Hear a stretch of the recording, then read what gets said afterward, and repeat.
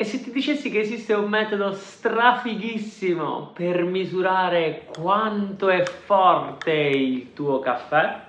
Dì la verità, quante volte ci siamo chiesti se il caffè del bar è più forte di quello della moka? O addirittura smettiamo di farci il caffè a casa perché lo pensiamo troppo forte? In questo video risponderemo proprio a queste domande. Inoltre capiremo come capire questo concetto ci aiuterà a migliorare il tuo caffè a casa. E adesso iniziamo!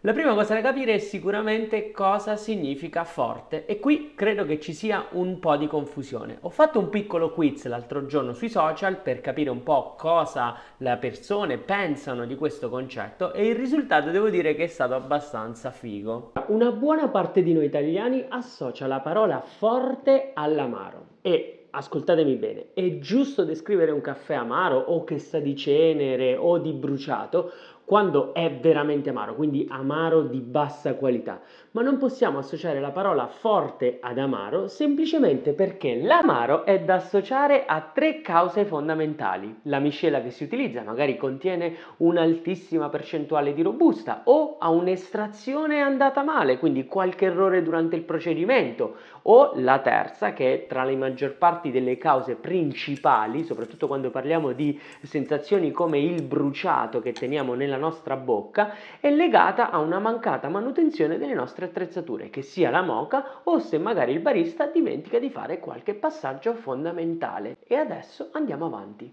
Quindi escludiamo questa prima definizione. Intanto iniziamo a preparare la moka per il test. Peserò la dose e l'acqua per cercare di avere un test abbastanza preciso. La seconda definizione si lega alla caffeina. Questo caffè è troppo forte, mi dà la tachicardia. Ora, devo dire che sono rimasto molto sorpreso su questo concetto perché in aula corsi associare la caffeina alla forza del caffè è molto comune. Però ho fatto dei sondaggi sui social e ho scoperto invece che viene presa in poca considerazione. Quello che dobbiamo sapere è che la caffeina è una molecola molto volatile, quindi è facile da estrarre. Ma attenzione, perché dipende anche dal grado di tostatura. Maggiore e scuro è tostato il caffè, più facile da estrarre la caffeina, ma durante la fase di tostatura, se noi tostiamo il caffè troppo scuro, avviene un processo chiamato sublimazione, insomma un po' della caffeina evapora via. Una cosa fondamentale da tenere sotto controllo quando parliamo di caffeina è anche la caffeina di partenza presente all'interno del chicco. E qui noi sappiamo che fondamentalmente le robuste contengono circa il doppio della caffeina rispetto alle arabiche, ma questo è un dato da prendere sempre con le pinze perché l'estrazione delle caffeina dal chicco non è mai lineare né omogenea.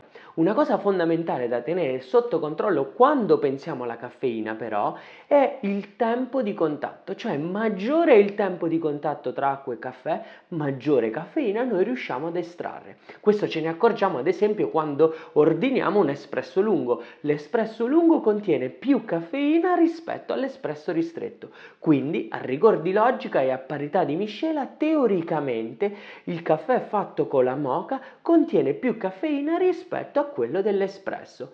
E adesso torniamo al video.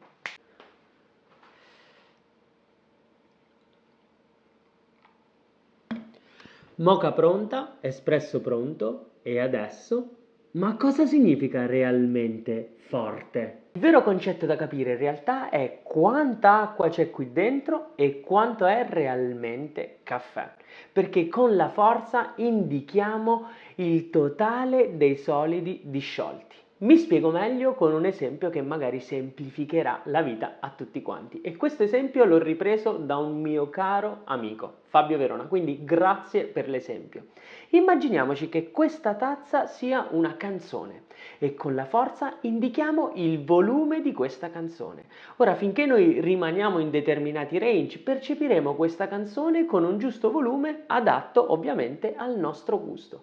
Ma quando saliamo e alziamo troppo il volume, percepiremo questa canzone magari come un frastuono o se abbassiamo di troppo il volume, non riusciremo a percepirla. Quindi la forza è il totale dei solidi disciolti. E cerchiamo di capirlo in maniera pratica quando dobbiamo aggiustare la ricetta del nostro caffè. Ma prima andiamo avanti con il test. L'oggetto che utilizzerò per questo test si chiama refrattometro ed è specifico per il caffè. Il funzionamento è molto semplice. Una volta prelevato il liquido e posizionato sulla lente, premendo il tasto, attraverso la riflessione della luce noi riusciremo a capire la percentuale dei solidi disciolti all'interno di quello specifico liquido. E come stiamo vedendo adesso, possiamo affermare che l'espresso è nettamente più forte della moka.